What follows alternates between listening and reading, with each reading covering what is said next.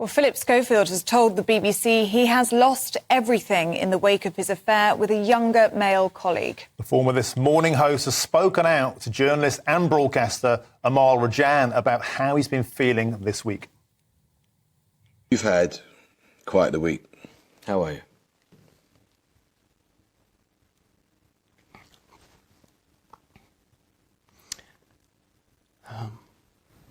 It's like a weird numbness. I know that's a selfish point of view. But you come to a point where you just think, how much are you supposed to take? If all of those people that write all of that stuff, do they ever think that there's actually a person at the other end? Why? Why do you want to do this interview? Because there is an innocent person here who didn't do anything wrong, who is vulnerable and probably feels like I do. Wow. Well, we're joined now by Showbiz reporter Stephanie Takyi. Good morning to you, Stephanie. Morning. Thank you for joining us. And you've watched this whole interview that Phillip has done with the BBC. What do you make of it? It's very much you're seeing a man who has fallen from grace and a man who is at his lowest.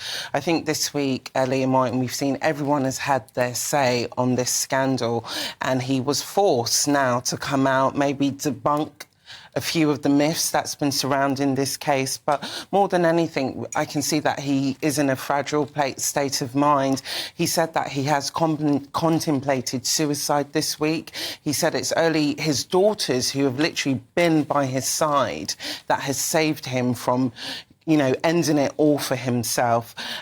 He tries to defend this younger man. He's the person that he's been trying to say has been made the worst. He's made to look the worst out of this situation. And he's the most sorriest to this young man. So in this interview, he expresses how the affair began.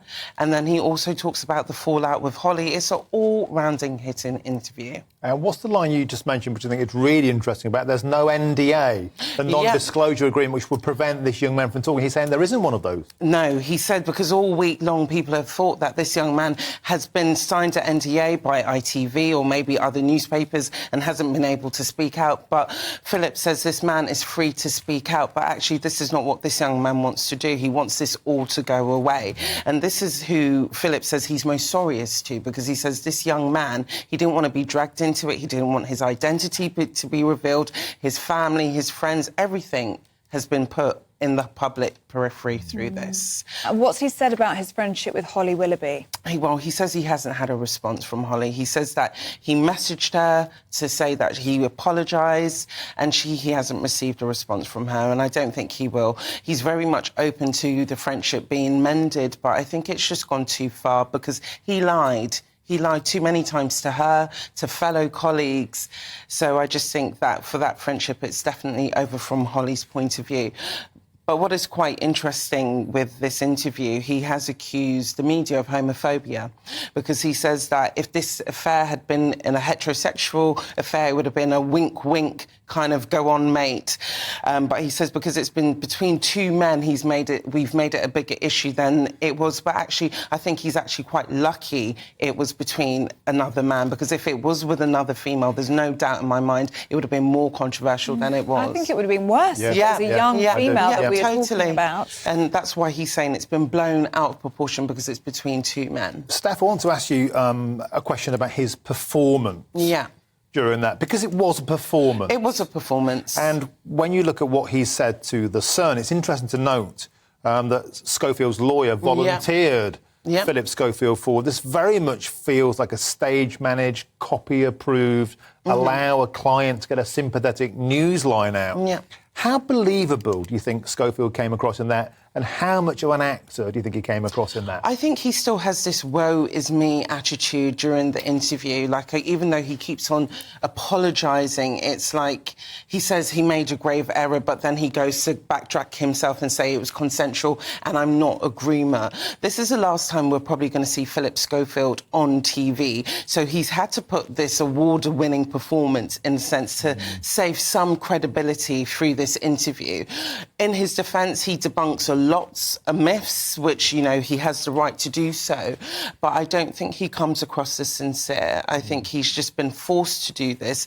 Obviously, next week is when ITV executives will be facing big questions in Parliament. So he's had to do this last big kind of show of support and solidarity for them. But I think a lot of people can see through the lies. Phillip Schofield has lied for many years now. So a lot of people, when they do watch this interview, we can't say what is true anymore or what is a lie. It's a great point. It's a very, very good point, because he's admitted that he's been lying to everybody. Yes. You know, his wife, his colleagues, his workmates. So why should we believe this? He says the lies got too big now. That's why he was forced to come out about everything. He said, you know, initially it was just rumours, but now it got onto mainstream news, onto places such as GB News. And at the point, he says, now I've got nothing else to lose. So that's the only thing that could be in his defence. He's lost his TV job. He's just about hanging on to his family. He said now the conversations he's got left is with his garden. So in that sense, we have to give him a bit of credit there. Steph, should we take a look at the front of the Daily Mirror? Because on it shows a very defiant, smiling Holly Willoughby.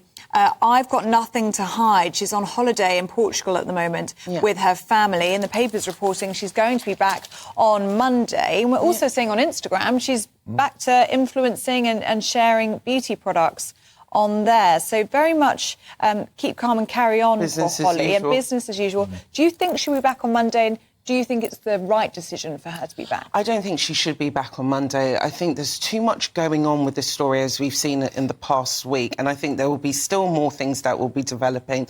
And I don't think it's right that she goes before ITV executives go to Parliament, which is going to be next week, Wednesday, because anything can come out from that situation, and she could be jumping ahead of the gun of more stuff that can come out, more damaging stuff for the show.